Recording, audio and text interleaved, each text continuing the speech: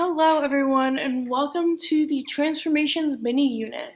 So, on this page, what we're going to do is I want you to go to desmos.com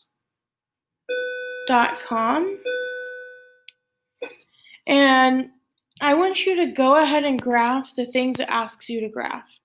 Okay, the only thing, there is a slight typo. This should be a 2 in the question, this should be a 1 in the question. Or I'm just going to go ahead and say it's a -1. Okay, so what I want you to do is graph all three of these things at once and compare them. What is the difference between these two? And what is the difference between these two? Okay, it should move the graph left or right, up or down. Okay, so I want you to do that all the way through right here. Okay, I will put a answer key to this part on Google Classroom so you understand that part, but what I really want you guys to do is go look at these two yourself. Okay, again, it's a website that allows you to graph lines, desmos.com, desmos.com. Then coming down here, the reflections is the first section where you don't have that. And here's what I'm going to tell you. If there is a negative inside, it's going to look like this. And what this means is that you are going to reflect or flip the graph across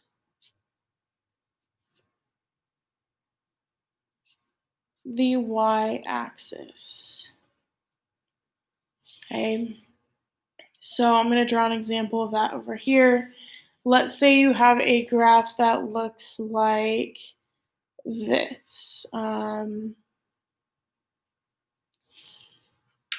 that's not really a function, but it works for these purposes. If you flip that across here, okay, so you're like imagining that this is flipping over to here, okay, then it's going to look like this. Okay, see how that makes symmetry there? This flips across to be this. If the negative is outside, then it is going to flip or reflect across the x-axis.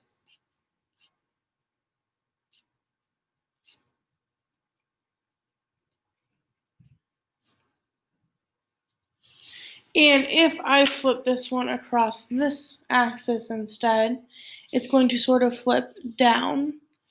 So like this.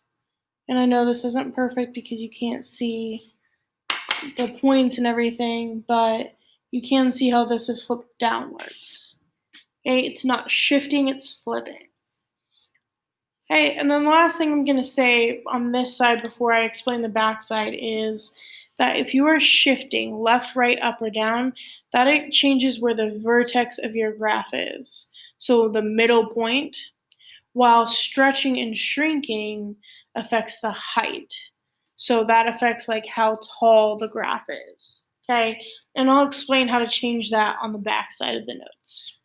So here are your three parent functions. For today, these are the three functions you're going to start with.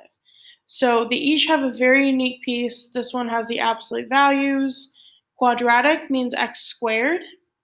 And square root is, well, the square root of x. And then these are the graphs of each of them. Absolute value, v makes a v. Value starts with v.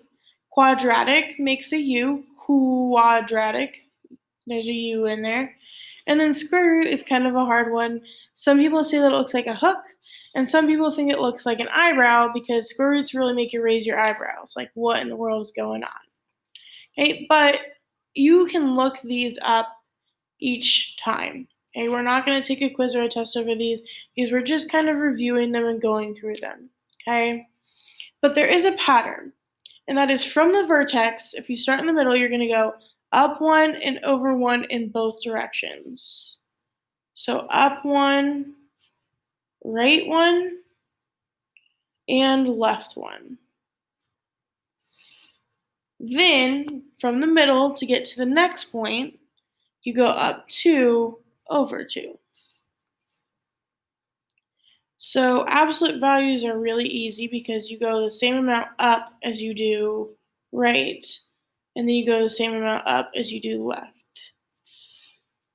The only difference is I have to switch to going up 2 right 2 and up 2 left 2 so that I'm not in the same spot. I could keep this pattern and go up 3 right 3 and up 3 right left 4, left 3. Then let's talk about the pattern of this one. These are all evenly spaced out and make straight lines. These are not, that's why they make a curve. So you have the vertex in the middle, right here, and you can go up 1, right 1, and up 1, left 1. So it starts out the same way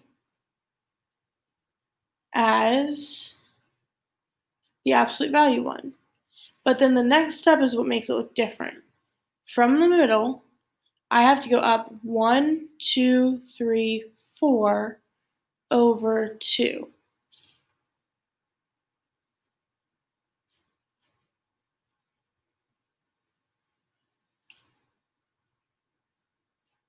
And this one is mirrored across 2. I can go up 4 and left 2. Here's why that's the pattern.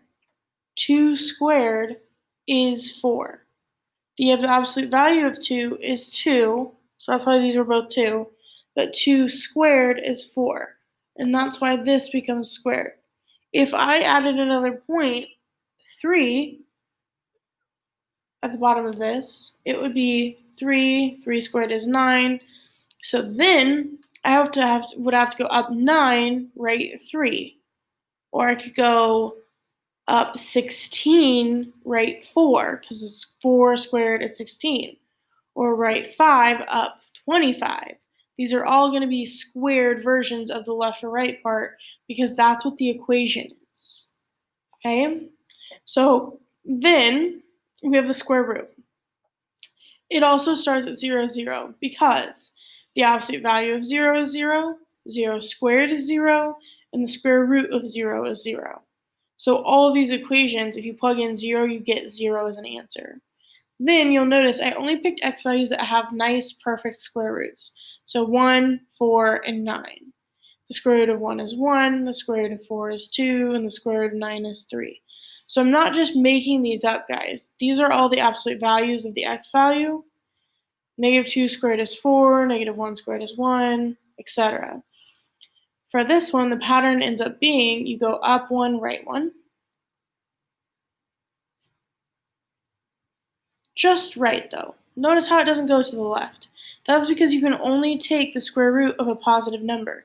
So I can't use any of these x values over here. Then, if I go from here to the second point, I'm going up 2, right 4.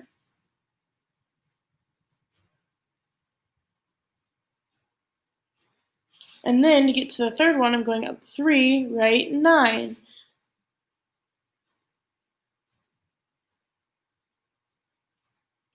Because the square root of 1 is 1, the square root of 4 is 2, and the square root of 9 is 3. Keep in mind that the right and left part is your x's, and your up and down part is the y values you get from plugging them in. Now, you're going to start with one of these 3 patterns each time. The only difference is you're going to have to do the transformations to it. So, for example, this one has the little squared. So its parent function is going to be x squared. And then it's got a plus 2 on the inside. Well, on the front side, you should have written that a plus on the inside moves the graph to the left. And a minus on the outside moves the graph down. So I've got to move this graph left 3 or left 2 down 3. So notice how they all start at 0, 0, left 2, down 3. And there's your middle point. Then from that middle point, we're going to go up 1, right 1, and up 1, left 1.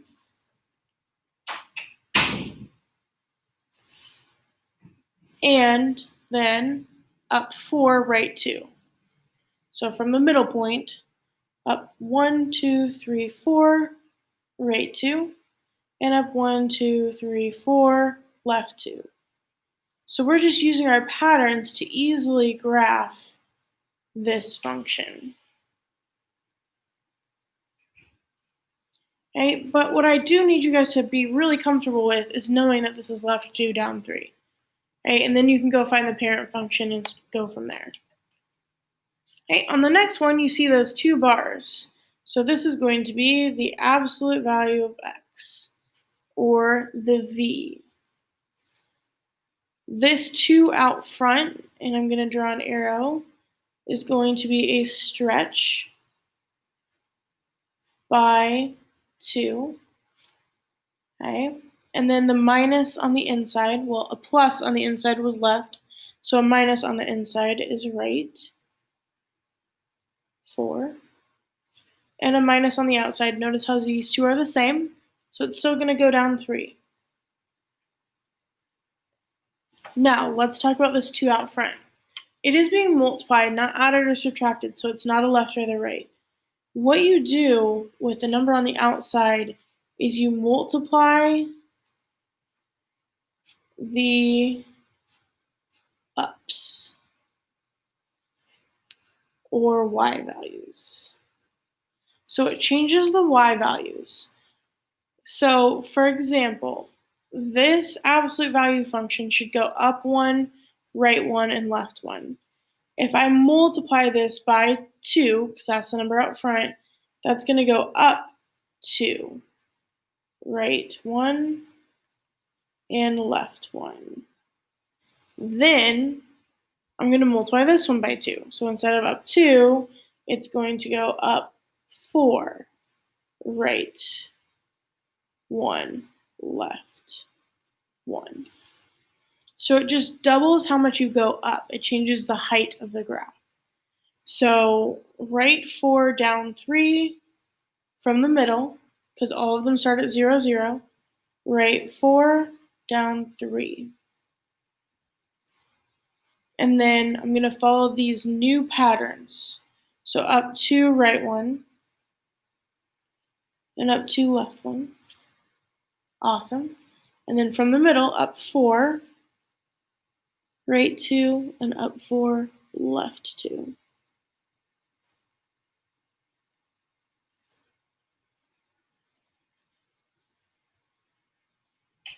Oops, sorry, these should be 2, so I just realized that. There's nobody here to stop me but me. Okay, and that's because it was coming from this, so I forgot to change these to 2s. Okay. And then there will be some where it asks you to write the equation from the graph. Okay, this one is clearly a v, so that would be the absolute value. And then the transformations, normally it starts here. So we have moved 1, 2, 3, 4 to the right.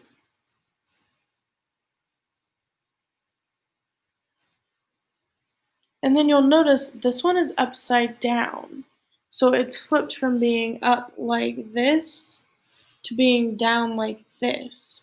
That's reflecting across the x-axis. So that means that you're going to put a negative out front. So reflect over x-axis. And then we're going to count out how far it goes down before it goes right 1. So it's going down 1, 2, 3, 4, right 1. So that is a stretch of 4. Because instead of going up 1, right 1, it's going down 4, right 1. Now you might be like, but it's down instead of up. That's because of this part. So the reflection takes care of that. Now, if it's going to go to the right 4, just like when this one went to the right 4, there's going to be a minus 4 inside the parentheses. Then, just like this one was a stretch by 2, because there was a 2 out front, this stretch of 4 will just become the number out front. So stretches are the numbers in front, right and left go inside with x, and up and down will be afterwards, at the end added or subtracted on the outside. and a reflection over the x-axis. Let's flip our paper really quick. Across the x-axis, the negative goes in front. So it'll be out front with 4.